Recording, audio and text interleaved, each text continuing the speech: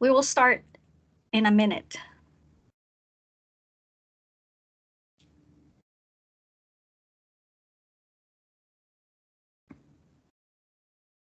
Can you all hear me? Yeah? Okay, perfect.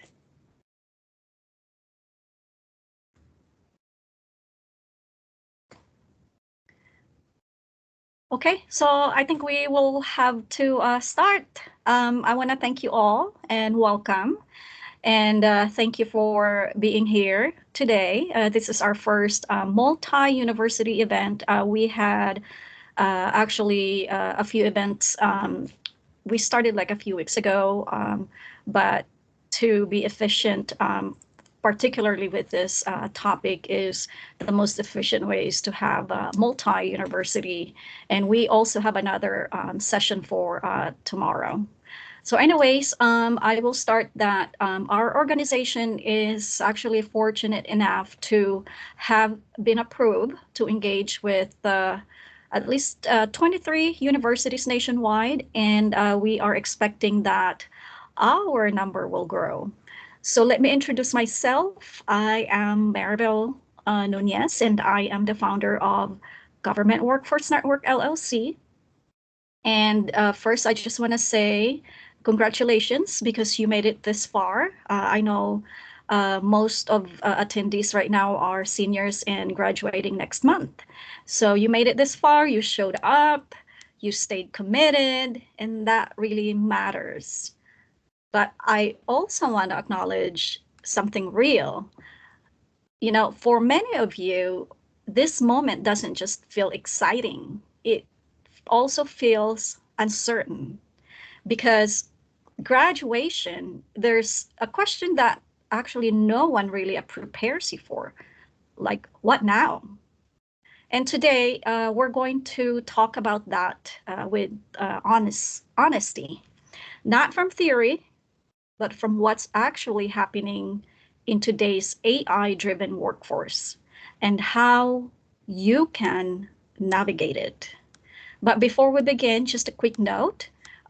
This session is not recorded. You guys are not recorded. However, I am being recorded as this session will be shared on our social media platforms like Instagram and TikTok, and also will be saved here on our website.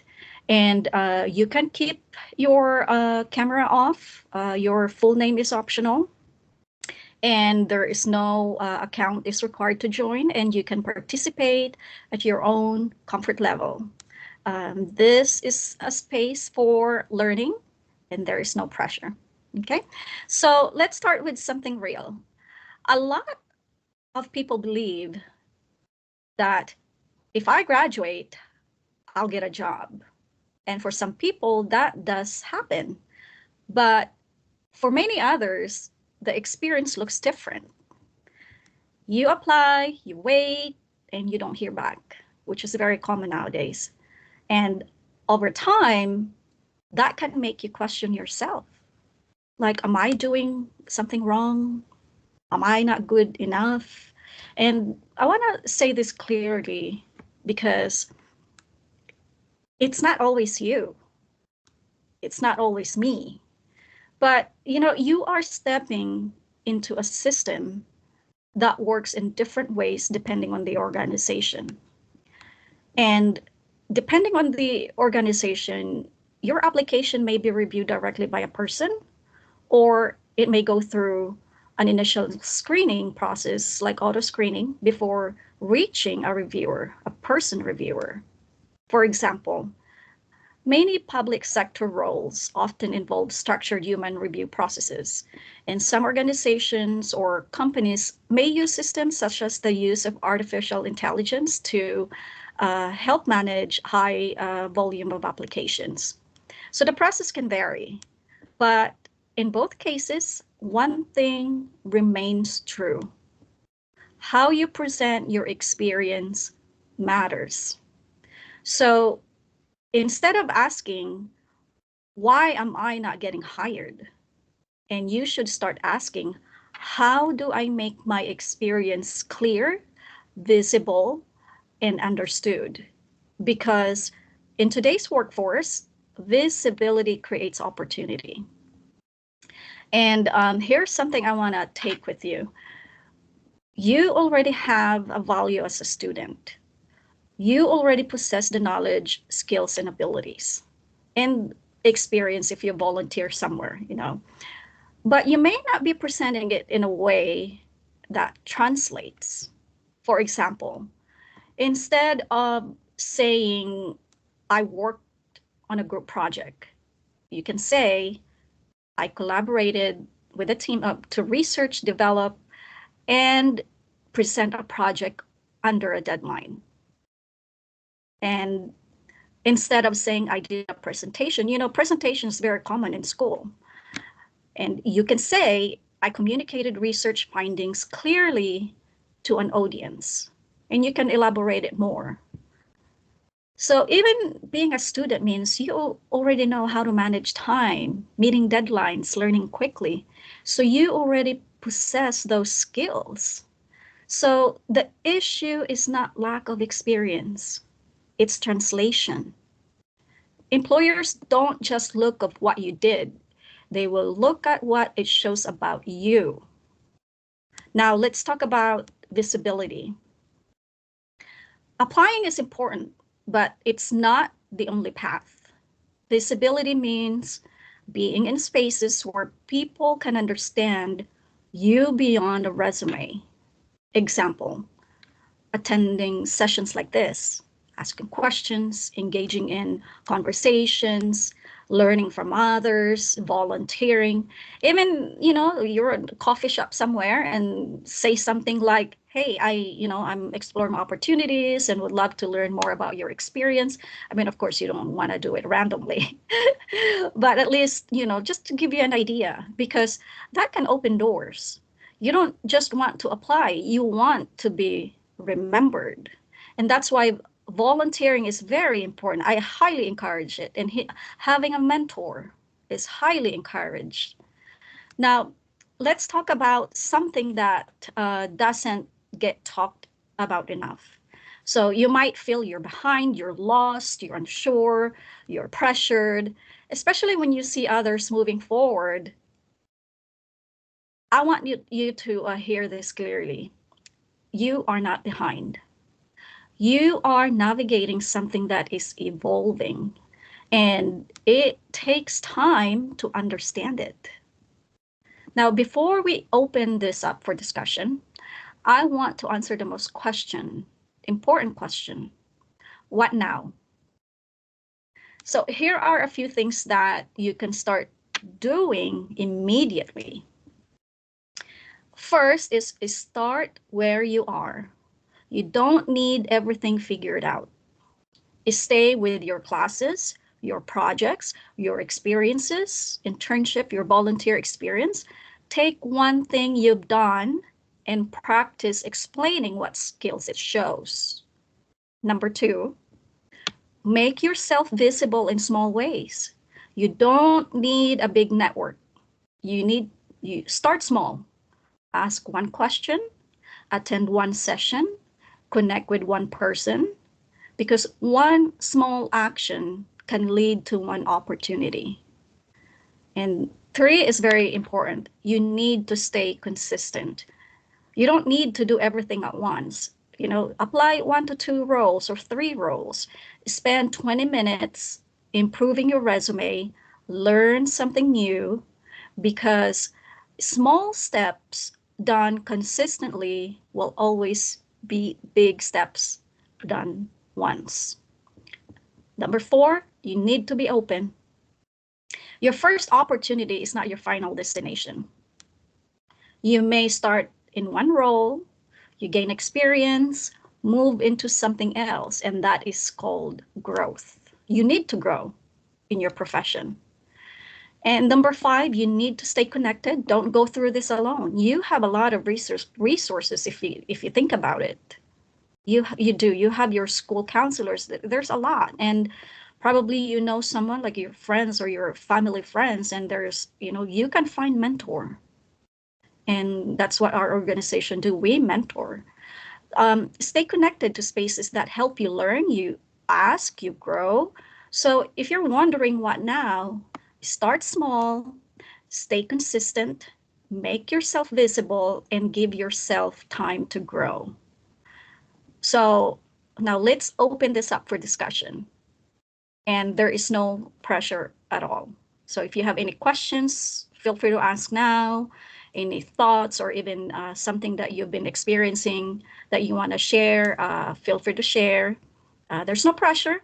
And you can, if you don't want to speak verbally, you can just write your question in the chat box.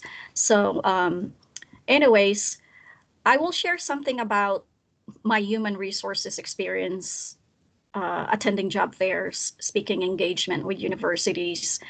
Um, I have encountered a few questions, mainly questions from students, and there's particular questions that have actually, I think they're very, great questions, and I will share those questions with you all.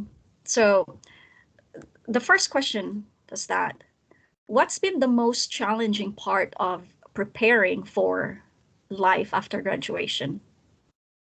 And I think that that's a great one, especially for seniors. So one of the biggest challenges is not lack of effort. It's basically lack of clarity.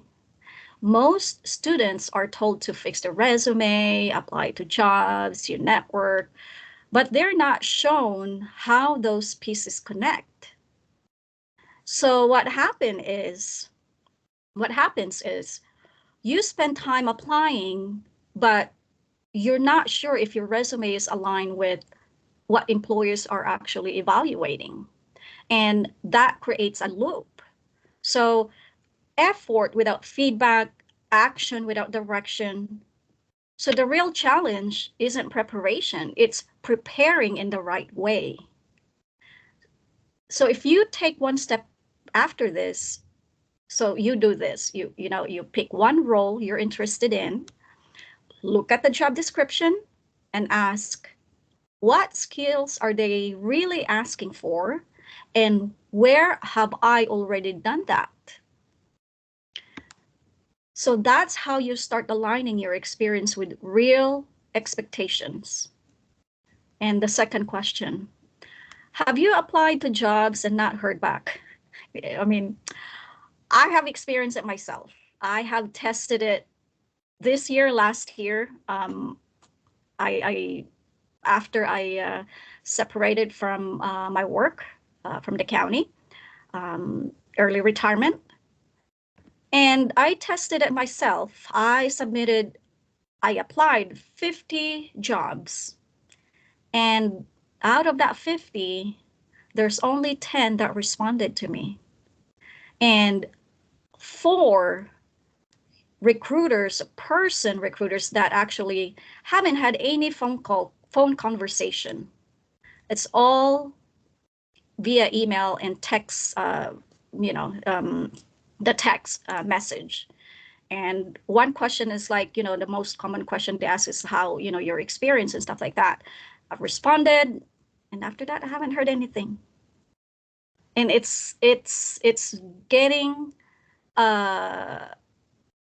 really, really hard nowadays to get feedback or response. And it's very frustrating, very discouraging. And yes, it happens a lot because it happens to me.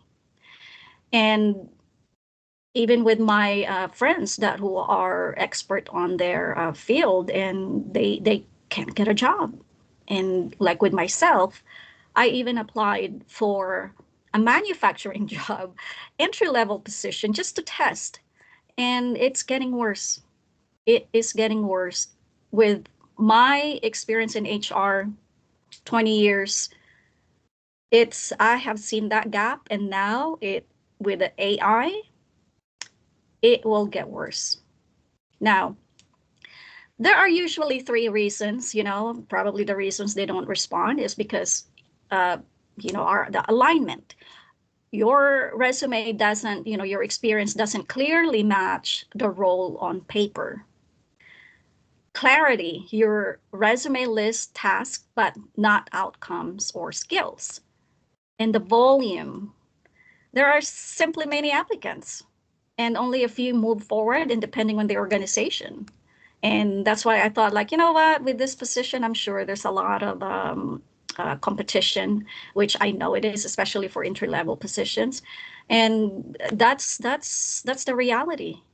And depending on the organization, some roles are reviewed directly by hiring managers, recruiters, and others may go through structured screening steps first, like auto screening. So it's not just about applying. It's basically about how clearly your value is communicated in competitive pool. So instead of applying to 20 jobs broadly, take about 2, 3 roles and tailor your resume to reflect their language. If they say communication, show where you presented. If they say teamwork, show where you collaborated. So make it easy for the reviewer to see the match. Now, third question. What do you feel most unsure about right now? Well, most uncertainty comes down to one question. Am I actually ready for this? And that our uncertainty usually comes from not knowing, like what employers expect, how your experience compares, or what a qualified candidate actually looks like. So instead of guessing, we need to define readiness more clearly. So you don't need to meet 100% of a job description. In many cases, if you meet 50, 70% and can demonstrate, learning ability, you are within a reasonable range to apply. What matters is, can you learn? Can you communicate? Can you contribute? That's what employers are evaluating. Well, just there's more that they evaluate depending on the job classification or requirements. So make sure that you understand completely what the job entails, particularly with the minimum qualifications. And number fourth question, what kind of support would actually help us at this stage?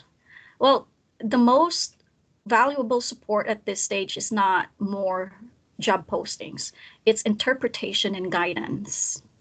Specifically, how to translate your experience into skills employers recognize, how to read job descriptions strategically, not just apply blindly, and how to understand hiring expectations across different types of organizations. Because once you understand those 3 things, your applications become stronger, your confidence improves, and your approach becomes more focused. For example, 2 students can have similar experience, but the one who can clearly explain their value in relation to the role is the one who moves forward. And this happens during selection interview because you will be selling yourself. You're there being interviewed, being questioned, respond to the question. It doesn't really matter how expert you are, but if you cannot clearly explain your value in relation to the role, you may not move forward. I have interviewed multiple individuals, and which I will have a session about selection interview in the future. So anyways, let me ask you this. When you look at a job posting, do you feel like you understand exactly what they're looking for?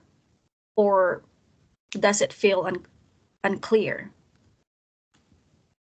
Okay, yeah, it is unclear. It gets very confusing because, there's a lot of terminology in HR that it doesn't really translate to the civilian language, and that it's very, very common. And that's why a lot of individuals apply for a job, that they don't even meet the minimum qualifications. It's very common. So your goal should not just apply more, should not just to apply more.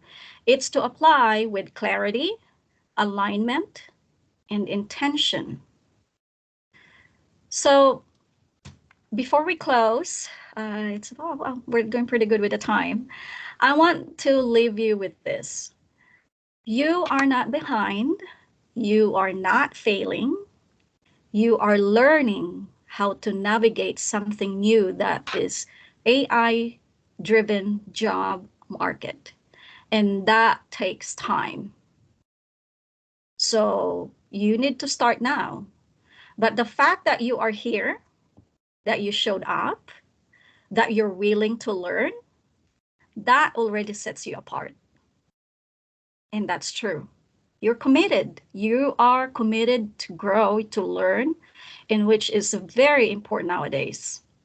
And this is the reason why we have this organization as part of our initiatives, is because I have seen from my background of being in recruitment, I have seen the gap. And one of I would say discouraging is that, and I feel bad because students are well affected, particularly with the students that have minimal to no work experience, because they cannot compete with applicants that possess years of experience. Not just students, even veterans, military. So I have seen the gap, and that's the reason why we have this initiative. And our goal is to help, assist, and guide for free. No sign up, no login, as you all see when you sign up with our Talent Connect. And we are very excited about our portal for students. We will be sharing that portal, the tools that we built. It's a system that currently we are validating, and we are partnering with universities and see if there are any students that would love to participate in the validation process. Because once that validation process is completed, we will share that to all of the universities that are our partner, and whoever wants to use it, anybody that are in our Talent Connect community will be receiving the link of that portal. There's no barriers. We don't even keep your information. It's no login, no account sign up. It's free. So it's coming. So watch out for it. And if any of you haven't participate or join our Talent Connect, I would highly encourage it, because it's a good benefit for all. It's a very good resources for all. And also we have this Talent Connect in the US, and we are also in the process of Talent Connect, which is in global for other countries. We want to make a big difference, and you guys showed up today, and one day you will be one of the leaders that will do something great for everyone. So thank you all for being here, and we will have more upcoming sessions that will be scheduled. So check back, and anybody that's already in Talent Connect program, you will be receiving emails about our sessions, and share about our initiative. And so we would love for you to join again on our next session. So thank you all, and have a great day. Bye.